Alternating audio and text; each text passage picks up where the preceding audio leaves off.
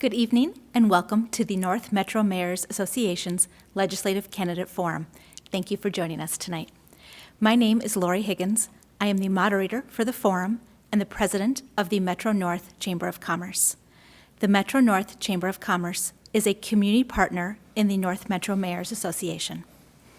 The North Metro Mayors Association was created in 1987 as a nonpartisan organization advocating for issues and opportunities of importance to the North suburban region of the Twin Cities.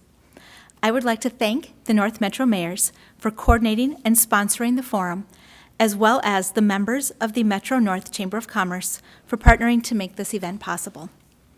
Our goal in sponsoring tonight's Legislative Candidate Forum is to provide residents with an opportunity to learn about the candidates' ideas and positions on issues that we believe are important to the future of our communities.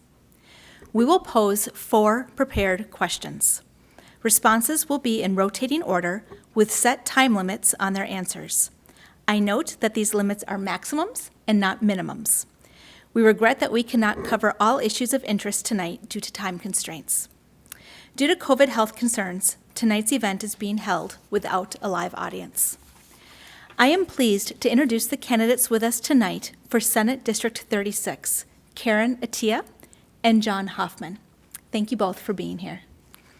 Each candidate will now have 2 minutes for an introductory statement, and then we will get started with the questions.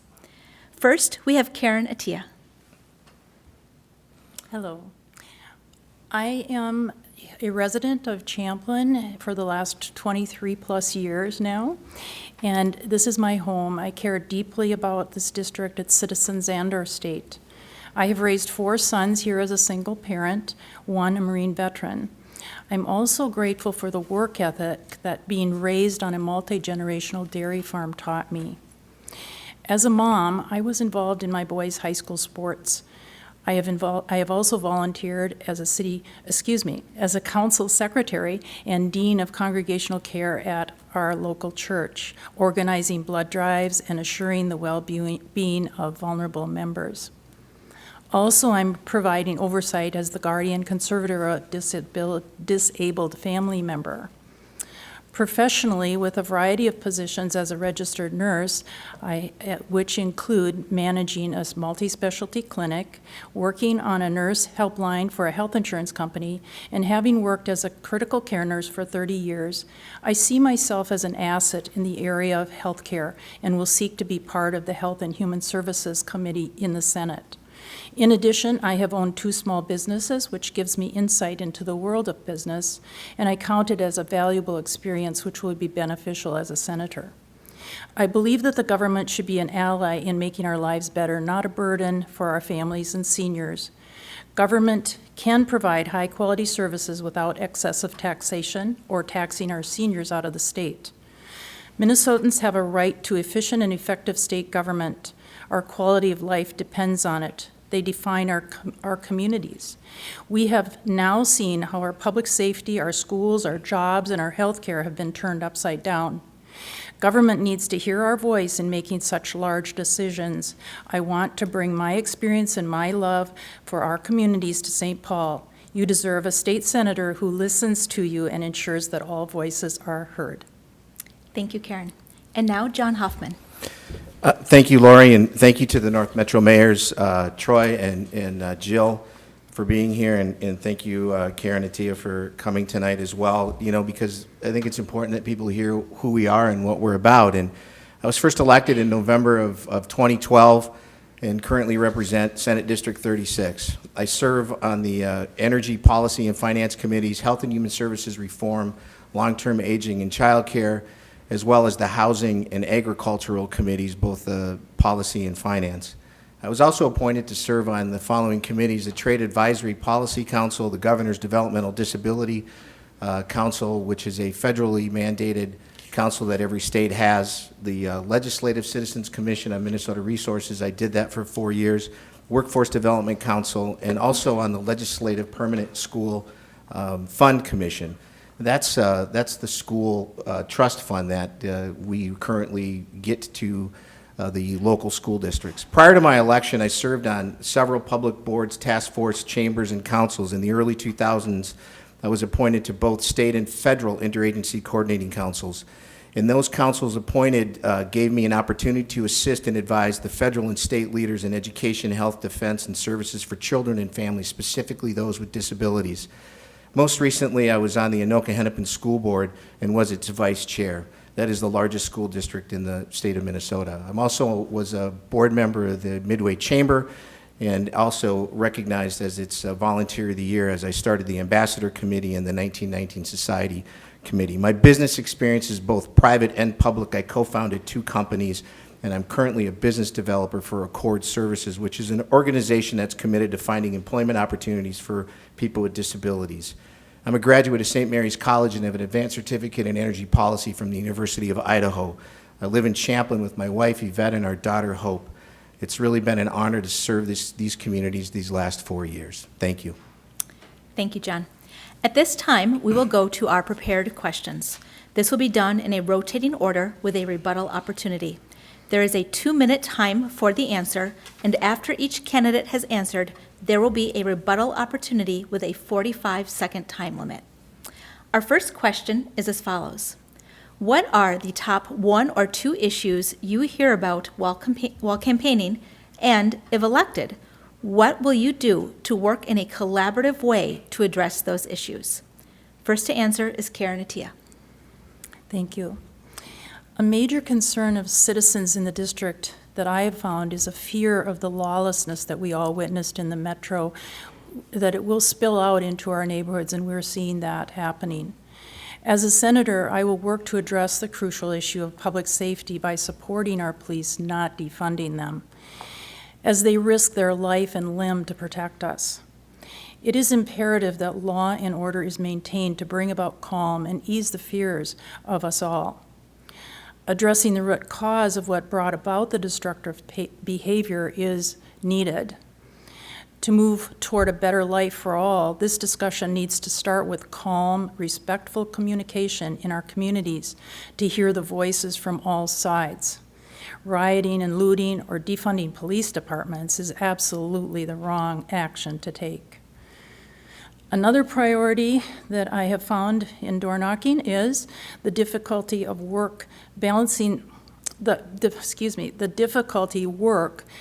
difficult work of balancing the state budget without raising taxes. What we're seeing, because the effects of the coronavirus on the state's economy has been devastating. The next legislative session will be dominated by dealing with a massive deficit.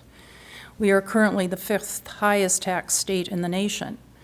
As I have walked the neighborhoods, the concern is expressed frequently, will my taxes be raised? Because of the extended restrictions placed on families, being able to get by economically is very tenuous for many.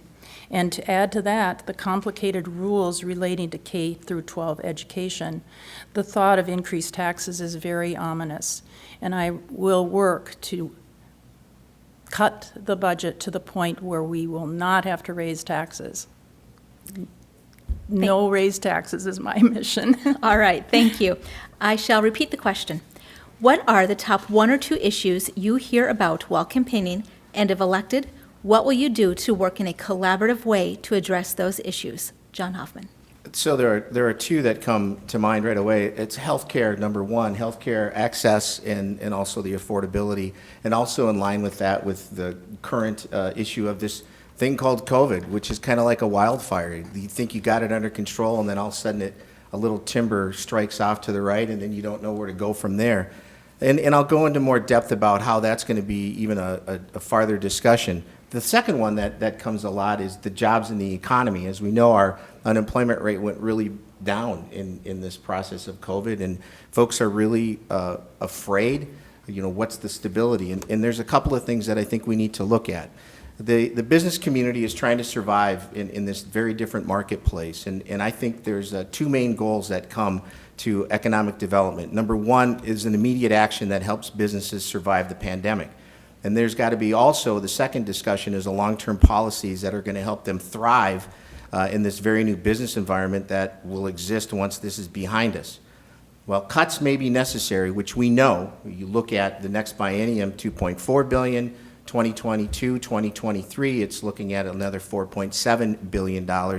And there's lots of discussions that need to happen. But it has to happen that it be transparent, honest, and sometimes tough decisions in order to move our state forward. And I'll give you an example. Just one of the things that we did short term in order to help was the legislature. We did, and we voted on and used $60 million in federal funds that provided grants to small businesses who didn't qualify for federal funds. That money is quickly running out. Health and Human Services, there's one thing we should have done 2 years ago. Instead of giving the HMOs $451 million in order to cover that 5% gap that was in there, we could have invested in Arnie Carlson's deal, which was Minnesota Care. If we would have raised that Minnesota Care to that top 5%, it would have only cost you and I $15 to $16 million, not $451 that we gave to the HMOs, which was unaccounted for. Thank you. Thank you. And now an opportunity for a rebuttal, starting with Karen Attia. You're good? I'm good. Okay, all right. John Hoffman. You know, I always hear the word, and I'm glad that, Karen, you brought it up about people saying they want to defund the police. That has never come out of the mouths of the people that I talk to. And as an endorsed candidate by the Minnesota Police and Peace Officers Association and the firefighters, it has absolutely been an honor. As the 2016 Legislator of the Year for the Minnesota Police and Peace Officers Association, I will stand by my brothers and sisters and our union brothers and sisters and our workers that are out there. And I think that narrative or that optic that people are saying absolutely needs to stop now. We don't need to defund. What we need to do is put more tools in their tool belt. We need to give them access to some mental health workers. We need to get social services providers. Why did it take so long for our Hennepin County sheriff in order to get one social worker that was out in its Plymouth office? It's absolutely wrong. We need to support. All right, well, let's move on to question number 2, which is as follows. What should be the role of the Metropolitan Council in guiding policy development in the North Metro? John Hoffman. You're only going to give me 2 minutes to answer that question. That's absolutely beyond, because in 1967, the council was brought together in order to cover a couple of things. There were over 200 different municipalities that didn't have a coordination of services. And in 67, we, the legislature, all of us in the state of Minnesota, put together this Met Council for one thing, to address the systemic issues that are there. And they were supposed to do the coordination of those activities. Then you started to see lots of discussion about how are they coordinating, how are they collaborating, how are they working together with municipalities. And in 1985, remember the first report that was done by the legislative auditor said there needs to be more transparency. Then, as you know, the auditor puts more reports out, and the latest one that the auditor did was specifically addressing the transparency and the lack of trust that occurs. Here's what I think needs to happen. When you're guiding public policy, for example, the North Metro mayors are actually working hard in order to do some of our transit things. One of the things that pops out of that is, where's our Met Council in the discussion of our transportation? For example, Sunfish and Ramsey and even the third lane. And I'll talk more about how we collaborate together. But if you look at the TPP or the MPO that the Met Council puts together, they don't even mention Highway 10 in their MPO, or they don't mention Sunfish and Ramsey. And we know that right out in front of us that go through Anoka County is the highest traveled road in the state of Minnesota, is right here. So what are we doing in order to assure that there is not only collaboration, comprehension, and then also the coordination that needs to come from the Met Council?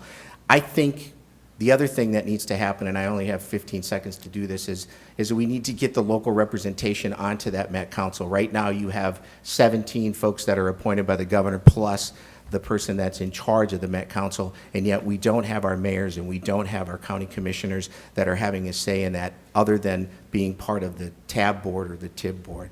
So I think there needs to be absolute open transparency and discussion about collaboration with those guys. Thank you, John. I'll repeat the question. What should be the role of the Metropolitan Council in guiding policy development in the North Metro? Karen Attia. Thank you.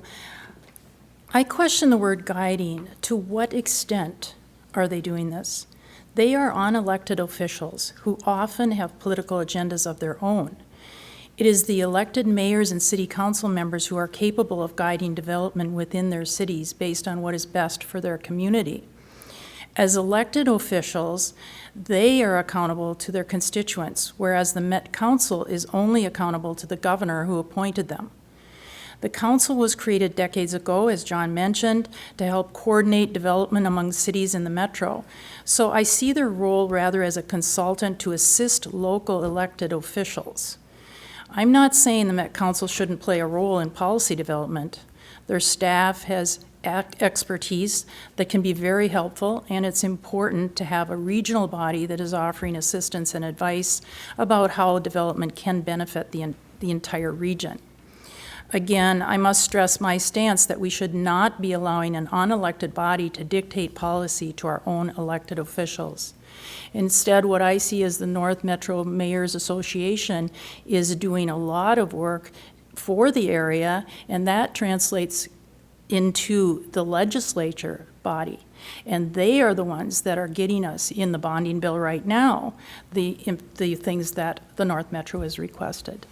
Thank you. And now an opportunity for a rebuttal, starting with John Hoffman. You're good? All right. Karen and Tia? No, I'm fine. All right. Well, then we shall move on to question number 3, which is about transportation. The North Metro Mayors Association works as a regional advocate for funding transportation needs in the North Metro region. What is your vision for how the North Metro can continue to compete for limited state resources crucial to providing efficient movement of goods and people in the region? Karen and Tia. Yes, I feel prioritizing transportation needs is essential at this time because of the projected state deficit of over $4 billion over the next biennium. Currently, the bonding bill is under consideration in the House, and it may be moved forward during the special session. I don't know the latest, but there are no guarantees. I'll just say that I attended a Zoom meeting yesterday to learn what is being reviewed in the House in that bonding bill, and it appears that there is funding for the Anoka Highway 10 and the 169 interchange, which I know is a priority for this group. Then looking to the future, though, with the North Metro cities policies that result in thriving, economically healthy communities, I envision the likelihood of receiving state resources will be enhanced, and I will advocate for our district. My view of the health of our cities is very good. I believe it is, and what is already in the budget will improve the efficient movement of goods and people in this region. So I look forward to supporting those priority needs. Thank you. I'll repeat the question. The North Metro Mayors Association works as a regional advocate for funding transportation needs in the North Metro region.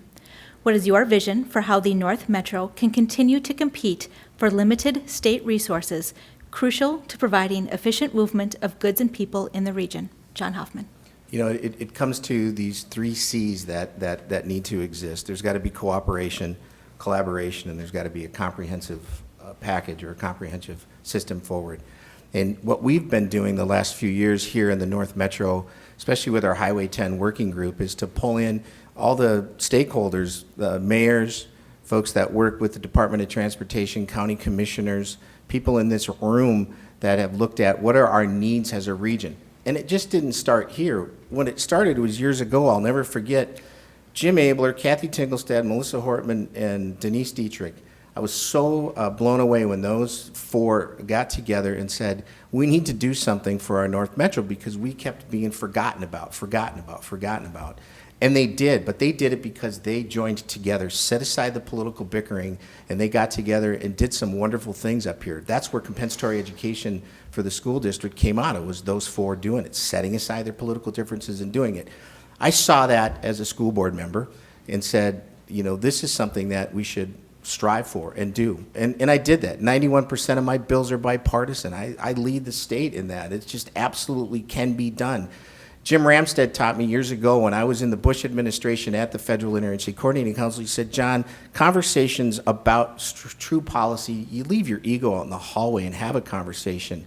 Don't get personalized about it, specifically when it comes to health and human services and education. But now, what does that mean for the North Metro? I think this is our opportunity absolutely to keep doing what we're doing regarding our collaboration, what we're doing regarding our cooperation, and then also looking to get the accountability aspect that's in there, specifically with the Met Council when it comes to the coordinated plan that needs to go forward. I think we're going to be in a battle for the limited resources, but because of that, if we set aside our political differences and our individualized personalization, we can get things done. I did it. Hanson Boulevard, Highway 10, Armstrong Boulevard, the Mill Pond in Champlin, the Champlin Dam, that was all done with bipartisan work. Thank you. And now an opportunity for a rebuttal, starting with Karen ATTIA. I just have a concern that the party you represent does not represent what you're saying. You say that you're bipartisan, but you vote with your party, and that is a concern, and this is why I'm running, because I see that there are people that are not getting their voices heard. All right. John Hoffman? Thank you. Absolutely. I mean, if you want to pull the record, you can see how many times I absolutely not only voted for my party, but I also voted for the other party on multiple occasions. The bonding bill, when we first initiated in the Senate side, there was actually 3 or 4 Democrats that voted for it. Jerry Newton was one of them. I was one of them. When you look at the tax bill, I voted for that. When you look at the education stuff, I voted for that. When you look at the supplemental bill that was done, the finance bill, I was one of a few Democrats that voted for that. So I think words are one thing, to say 91%, but then when you really look at the voting record, it absolutely is a bipartisan voting record. But here's the thing, that's what you folks told me in 2012. Stop finger pointing, stop bickering. Would you please just get something done? I took that as a mantra and wanted to do that, and still will do that, and are doing that. Thank you. Your fourth and final question is as follows. Your community is part of not just a regional or national marketplace, but a global one that competes for business and talent on a global level. What policies would you support to help retain and attract businesses and talent to the region? John Hoffman. That's a great question that goes beyond just the scope of just business development, but it also goes to our community colleges and our tech colleges. You look at Baxter Biopharmaceutical wanted to come to Minnesota, and they needed, we got it, and it was a bill that I produced, was a $5 million tax incentive for them to come because they were going to create Minnesota jobs. Takeda took them over, and they were able to take advantage of the half that was left of that. And they said, the reason we're coming to Minnesota is because the talent pool that's here, the folks that are graduating from our MNSCU, at the time MNSCU, of course, now it's Minnesota State. By the way, they spent $800,000 to change their name from MNSCU to Minnesota State. I just thought I'd throw that out there. But they absolutely did that. Biomeric's another one that came from other states, have come here. Prior to COVID, there were 800 new business starts in the Senate District 36 alone. And you say, we can do that. We have to invest in our higher education folks. We have to invest in the science, technology, engineering, and math piece of that, because the Medical Alley folks, and there is an association called Medical Alley, they want to come to Minnesota because of our talent, and they are here, and they want to do it. I just found out that there are like 8 or 9 Dutch companies that want to move to Minnesota because of that talent pool. So how do you invest in that talent pool? You make doggone sure that our higher ed is it's accessible to people, that it's financially viable and able to do, and that we're increasing those relationships that exist in there. And you absolutely then create that pipeline, which there were some bills that were created regarding the pipeline that puts you from high school to the tech college to the job, and those jobs are here. We just need to attract more of them. I'm excited about Takeda because of the fact that they're actually not only here and they got jobs started for people from Minnesota, but they are now going to build, and they're going to create more job opportunities. That's an investment they made to the Minnesota Investment Fund and also to the Job Creation Fund, which is another piece that even though we're going to have a financial difficulty, we need to absolutely protect that. Thank you. I'll repeat the question. Your community is part of not just a regional or national marketplace, but a global one that competes for business and talent on a global level. What policies would you support to help retain and attract businesses and talent to the region? Karen ATTIA. Thank you. I appreciate the information, John, that you've just given. That's very helpful. As we look at the subject of expanding economic development in our region, I believe it involves more than just bringing in companies. We need to assure support for local entrepreneurs, startups, and community businesses. Along with that, as I stated earlier, policies that result in a healthy business environment are key to attracting national and global companies.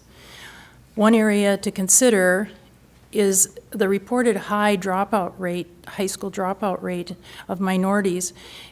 We should be developing programs to graduate students with skills to fill those jobs that are needed for some incoming businesses and that you talked about. Vocational programs I see as very important in this role for students in high school that maybe don't want to head off to college and are not a part of that group that wants to be the college teens, college kids. Then, tax incentives are often policies that are used to attract businesses. However, there are some possible downsides that I expect our cities are well aware of, including a decreasing tax base due to granted tax incentives and also environmental threats that can occur, such as air and water pollution. Then consideration of possible legal implications of giving a deal to one company and how it affects the obligation to others. I'm confident that our leaders are very familiar with these issues, and I have confidence in the decisions of the community councils, the city administrators, and mayors. I'll just say this is a very broad subject and deserves careful consideration, which is beyond our scope at this forum. I look forward to working and supporting the plans moving forward in the North Metro region. Thank you. And now an opportunity for a rebuttal, starting with John Hoffman. Thank you. I think it's important that, Anoka Hennepin years ago started, and this is when I talked about Denise, Melissa, Jim Abler, and Kathy Tingelstad got together and brought the compensatory education, which closed the achievement gap, which actually increased Anoka Hennepin's graduation rate. I tried to go statewide with that, and it needs to go statewide. We finally did 2 years ago get it embedded into the formula in Anoka Hennepin.